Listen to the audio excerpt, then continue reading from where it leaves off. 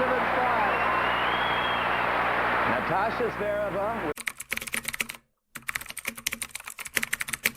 Si vous voyez Natalia Zvereva en train de frapper des balles sur un court de tennis, de répondre aux questions des journalistes dans une salle de réunion, ou de lire le roman d'un écrivain russe assise dans un coin, Marat n'est sans doute pas très loin. Il ressemble à un père normal. Il est de taille moyenne. Il n'est ni gros ni mince. Il a une 50aine d'années. Il a les cheveux gris, raides et courts.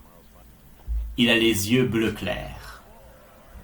Mais on le remarque tout de suite, parce qu'il porte toujours un vieux jogging de l'époque soviétique, qui a l'air confortable, mais qui n'est pas du tout à la mode. Mon père est vieille école. Je trouve qu'il n'est pas assez moderne. Malheureusement, il ne s'intéresse pas du tout à la mode. Il a horreur de ça. D'après moi, il a mauvais goût. De temps en temps, je suis gêné. Marat est le coach de Natalia Zvereva depuis ses débuts. C'est lui qui lui a appris à jouer au tennis. C'est lui qui lui donne des conseils techniques. C'est lui qui l'accompagne quand elle voyage sur les 5 continents dans le monde entier pour participer à des tournois de tennis professionnels. C'est lui qui trouve des solutions quand elle a des problèmes. C'est aussi lui qui l'a encouragée quand elle a annoncé au gouvernement soviétique qu'elle voulait partager son argent et garder la moitié. Natasha Zvereva se souvient. Au début de ma carrière, il était toujours avec moi. Il ne me quittait jamais. Il me suivait partout. Nous aimions visiter ensemble les villes où nous restions. Nous allions à des expositions, nous visitions des églises, ou nous prenions le bateau-mouche. Il était souvent embêté à l'étranger, parce qu'il ne parlait pas anglais couramment. Il avait besoin de moi pour que je l'aide à traduire en russe. Ce n'est pas trop difficile de passer tout son temps avec son père, quand on est une adolescente qui rêve de liberté? Oh, bien sûr que si. C'était insupportable. Il me donnait tout le temps des conseils. Il faut que tu cours plus vite. Je veux que tu pousses sur tes jambes. Il ne faut pas que tu fasses de fautes. Je veux que tu sois toujours concentré et que tu souffles profondément entre les poings. Il faut que tu frappes plus fort dans la balle. Je veux que tu fasses de la musculation à la salle de sport. Il ne faut pas que tu grossisses. Je veux que tu fasses un régime et que tu te pèses tous les matins avec la balance. Il faut que tu sois en forme. Je veux que tu prennes des vitamines et je ne veux pas que tu te couches trop tard. Il voulait que je devienne une championne. C'était le plus important pour lui. C'était sa mission. Une ancienne camarade de Natalia Zvereva se souvient. Marat était très sévère avec tous ses élèves, mais encore plus avec Natalia. Il voulait qu'elle soit parfaite. Elle ne pouvait jamais se détendre. Quand elle ratait une balle, elle devait s'entraîner encore et encore jusqu'à mourir de fatigue. C'était terrible. Quand vous êtes une adolescente de 18 ans, c'est embêtant de passer 24 heures sur 24, presque tous les jours avec son père. Quand on se disputait, je lui disais « Ça suffit, je n'en peux plus, j'en ai marre, laisse-moi tranquille. » Je rêvais de m'échapper. Mais il était toujours derrière moi, à côté de moi ou devant moi. Il y a une raison à cela. Une terrible catastrophe. En fait, Natalia avait un grand frère qui est mort dans un accident. C'était un casse-cou qui n'avait pas froid aux yeux et qui faisait souvent des bêtises, comme les jeunes de son âge. Il est monté sur le toit d'un immeuble pour s'amuser avec des amis. Il a glissé et il est tombé dans le vide. Une ambulance est arrivée tout de suite pour le conduire à l'hôpital, mais les médecins n'ont pas pu le sauver. Il était déjà trop tard.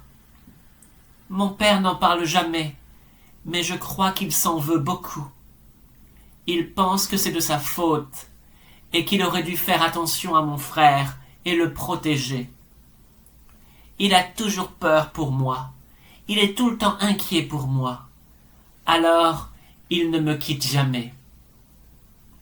En plus, ma mère ne voulait pas que je devienne joueuse de tennis professionnelle. Elle était contre. Elle pensait que c'était dangereux de voyager à l'étranger à cause de la guerre froide. Elle voulait que je reste en Union soviétique. Mon père a promis de s'occuper de moi et de toujours rester près de moi. C'était la condition pour que je puisse jouer.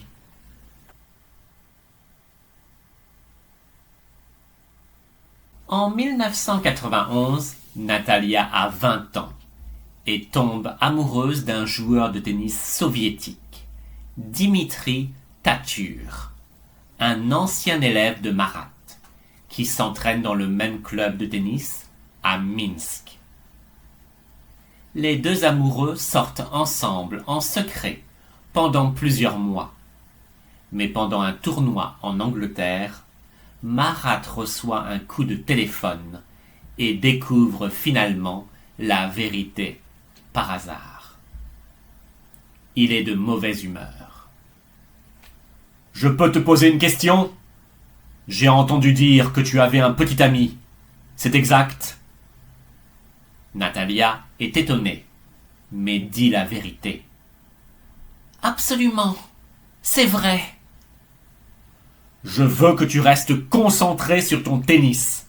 Tu n'as pas besoin d'un petit ami qui te dérange. Mais je crois que je suis amoureuse de lui. Oh, c'est le plus beau jour de ma vie. Je voudrais te le présenter. N'importe quoi. Tu racontes des bêtises. Tu ne connais pas l'amour. Tu es trop jeune. Papa, c'est l'homme parfait. Il est gentil, sensible et modeste. Tu parles. Il est non seulement paresseux, mais aussi stupide. Il est sombre et ennuyeux. C'est faux. Tu te trompes. Il est joyeux et il a le sens de l'humour. Il me fait beaucoup rire.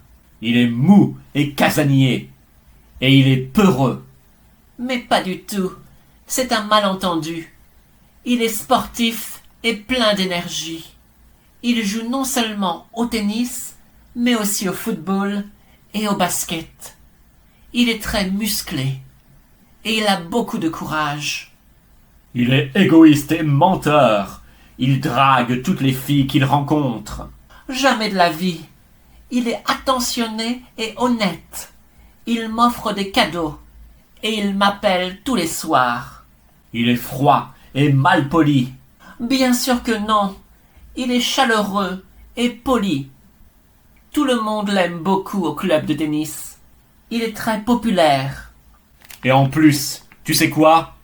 Il est nul en tennis. Il n'a pas de talent. Il est tête en l'air, maladroit et désordonné. Il ne réussira jamais rien dans la vie. Tu verras, j'en suis sûr. Ça suffit, tu exagères. Tu dis ça parce que tu es jaloux. Silence, ferme-la. Tu vas te faire avoir. Votre couple ne durera pas et il te brisera le cœur. Crois-moi. Je veux que tu le quittes tout de suite. Tu devrais le jeter à la poubelle, comme une vieille chaussette. Il n'y a pas d'autre solution. Mais ce n'est pas juste.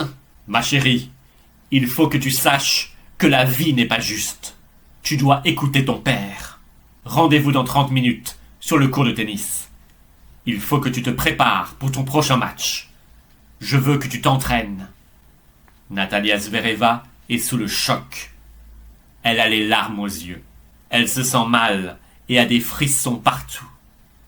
J'étais sur le point de perdre le moral. Pour moi, c'était la fin du monde. J'étais désespérée. Natalia tremble de peur, mais répond. Non, papa, je n'ai pas envie de m'entraîner aujourd'hui. Marat est fou de colère. Si tu ne viens pas, je prends un avion pour Minsk et je m'en vais. Et tu ne me verras plus jamais. C'est promis. Ça m'est égal. Fais comme tu veux, mais je n'irai pas. Natalia Zvereva n'est pas allée au rendez-vous. Elle a préféré bavarder au téléphone avec son petit ami. Marat a fait ses bagages et est rentré seul en Union soviétique, sans dire au revoir. Dimitri Tatur explique. Natalia est aussi têtue que son père. Elle a un caractère très fort. Quand elle a décidé quelque chose, elle va tout droit, sans hésiter et sans se retourner. Mon père m'en veut encore aujourd'hui. Nous ne nous parlons plus, même quand je rentre à la maison, en Biélorussie. Mon père est un homme simple. Il adore le tennis, c'est tout. Il ne parle que de tennis toute la journée. Il rêve de tennis la nuit. Il vit pour le tennis. C'est sa passion. Il n'a pas de loisirs, seulement le tennis. Le tennis représente toute sa vie.